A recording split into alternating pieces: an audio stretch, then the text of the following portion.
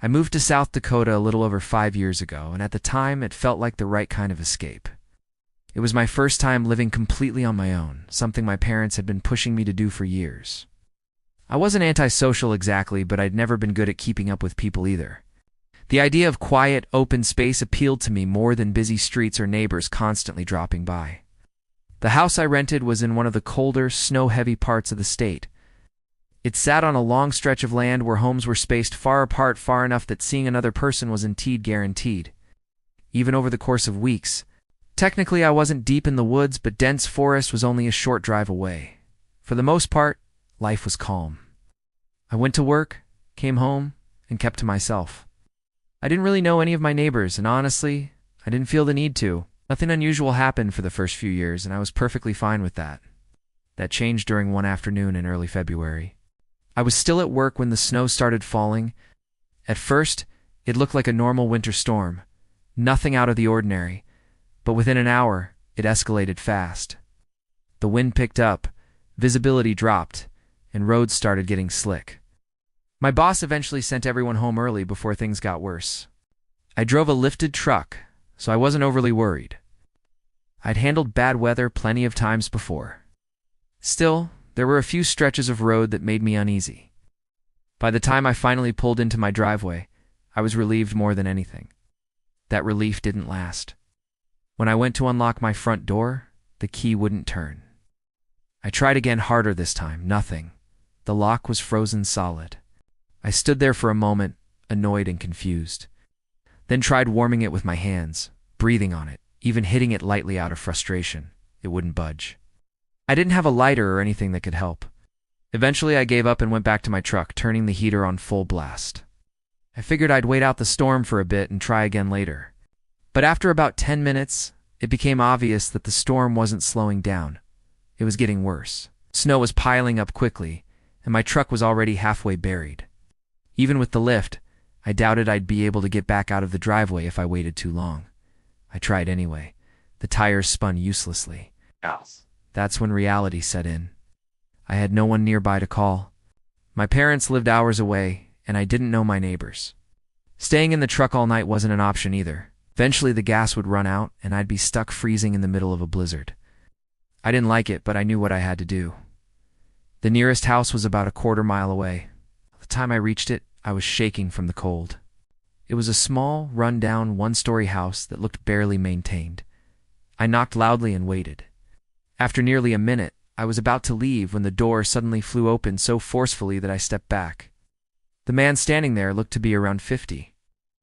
His face was plain in a way that made it hard to remember any specific features. He stared at me silently for a moment before introducing himself as Joe.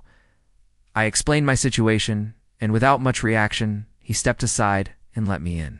The house was warm, which was all I cared about at that point. He offered me a seat on the couch and took a worn armchair across from me. I tried to make conversation, but something about him felt wrong. His eyes never stayed still. They darted around the room, me, the ceiling, the floor, over my shoulder like he was constantly distracted. At first, I told myself he was just uneasy about having a stranger in his home. But the longer we sat there, the more uncomfortable I felt. He would start speaking, and then suddenly stop, staring at the wall like he was listening to something I couldn't hear. Eventually, I told him I was exhausted and asked if I could sleep for a bit. He seemed relieved by the request and told me I could use the couch. I asked him to turn the light off, which he did immediately, but he didn't leave. I tried to sleep, but something felt deeply wrong. Every time I started drifting off, I jolted awake. About an hour later, I heard it thumping and scraping sounds coming from above me. At first, I assumed it was snow shifting on the roof, but the noises didn't sound right. They were heavy, deliberate, and the house didn't have a second floor. The sounds continued, then suddenly there was a loud, violent thud. I shot up right in. That's when I saw Joe standing in the doorway again. Before I could say anything, he rushed me. He vaulted over the couch and slammed me to the floor, trying to get his arms around my neck. We struggled violently, rolling across the carpet. He was stronger than I expected. As I fought back, he started yelling, telling me to stop resisting. Talking about her, saying she was lonely and needed company. I managed to shove him off long enough to scramble to my feet. I grabbed my coat and ran for the door without stopping. As I fled into the storm, I heard him shouting behind me. Something about how she wouldn't be happy. I ran until I reached the next house. The people there, husband and wife, took me in immediately. I stayed with them overnight. The next morning, I told them everything. The husband interrupted me when I described the house and asked if the man's name was Joe. Apparently, Joe's wife had disappeared years earlier. No body was ever found. Most people believed he killed her. I reported what happened, but nothing ever came of it. I still live in the same house today. And every time I drive past Joe's place, I get that same uneasy feeling like something unfinished is still waiting there. This happened last winter during one of the worst snowstorms I can remember. I'm 27 years old and live alone in a small rental house in upstate New York. I work remotely in finance, which sounds more impressive than it really is. Most days, I sit at my desk staring at spreadsheets, barely leaving the house. Some weeks go by where I don't step outside at all. That week, though, the local news had been warning about a major blizzard. You know how it usually goes. Every storm is labeled historic until it ends up being nothing. But this one felt different. Weather alerts were non-stop, telling people to stay off the roads, stock up on food, and prepare to lose power. So that morning, I went out and bought enough groceries to last a few days. By the time I got home, snow was already starting to fall. I settled in, assuming the next couple of days would be boring, but manageable. By mid-afternoon, the snowfall intensified. By 8 p.m., visibility was nearly gone. I couldn't see past my porch lights. The wind was constant, howling like the house was stuck inside a tunnel. I spent the evening half watching TV, half listening to the storm beat against the walls. Around 10:30 p.m., I heard a loud thud, followed by a dragging sound. My first thought was that a tree branch had fallen. There are old oak trees near my driveway, and storms like this take limbs down all the time. About 15 minutes later, I heard something else, a car horn. It wasn't a normal honk. It was weak and uneven, like someone had pressed it by mistake. I went to the front window and looked out. Through the blowing snow, I could see headlights near the end of my driveway. I stood there waiting for movement, but nothing happened. I couldn't even tell what kind of vehicle it was. I assumed someone had slid off the road.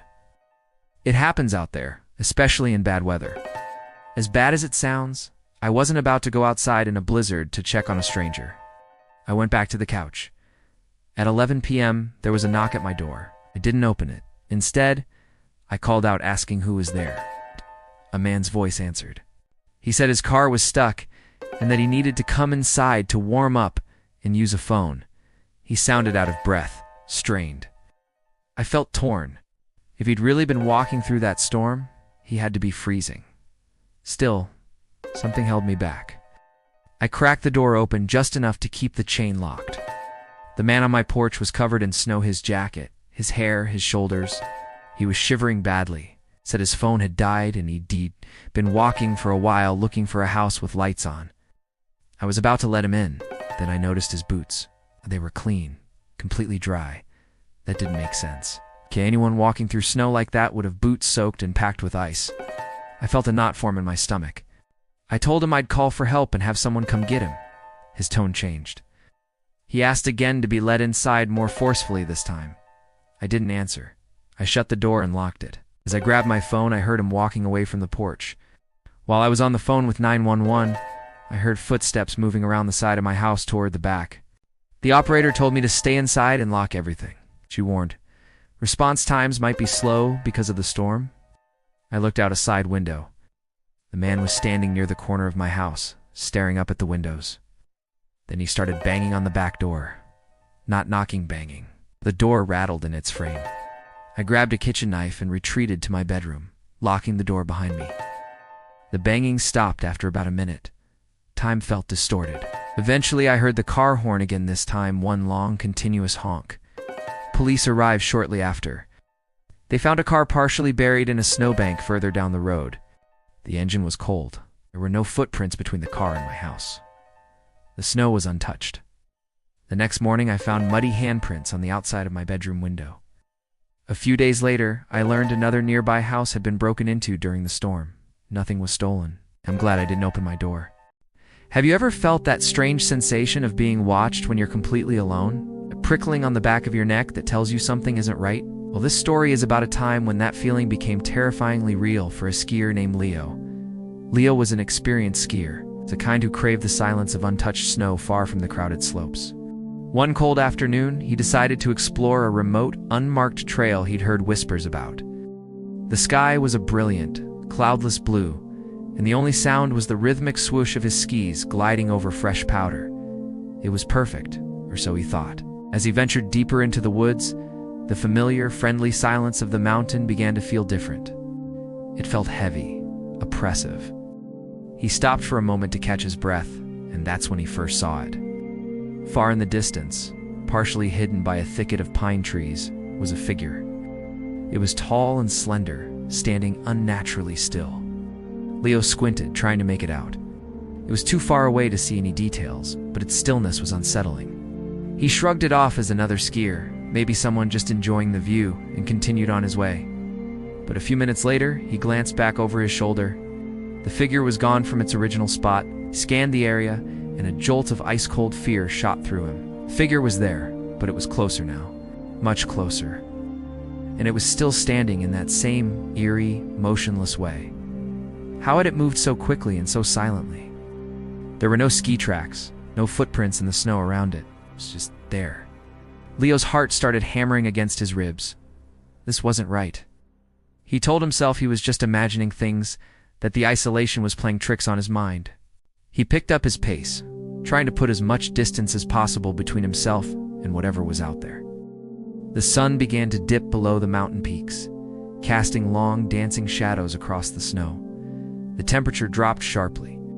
He risked another look back, his breath caught in his throat. The figure was even closer now, just at the edge of the tree line he had passed moments before. He could see it a bit more clearly this time. It was draped in something dark that blended into the twilight, and it had no discernible features. No face, no skis, no gear. Just a tall, dark silhouette against the white snow. And it was just. Watching him, panic set in. Pure, unadulterated panic. Leo pushed himself harder than he ever had before, his lungs burning, his legs screaming in protest. He didn't dare look back again. He could feel its presence behind him, a cold, predatory focus that seemed to suck all the warmth from the air.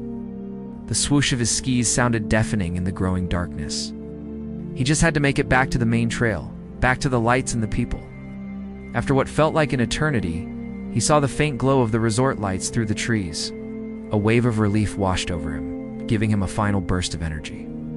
He burst out of the woods and onto a groomed slope, nearly colliding with a group of skiers heading down for the night. He didn't stop. He skied frantically all the way to the bottom, not slowing down until he was in the brightly lit lodge, surrounded by the chatter and laughter of other people. He collapsed into a chair, his body trembling, his mind racing. He looked back up at the mountain, at the dark, silent woods he had just escaped from. There was nothing there. It's just trees and snow under the pale moonlight. To this day, Leo doesn't know what he saw. Was it a trick of the light? A hallucination brought on by exhaustion and isolation? Or was it something else?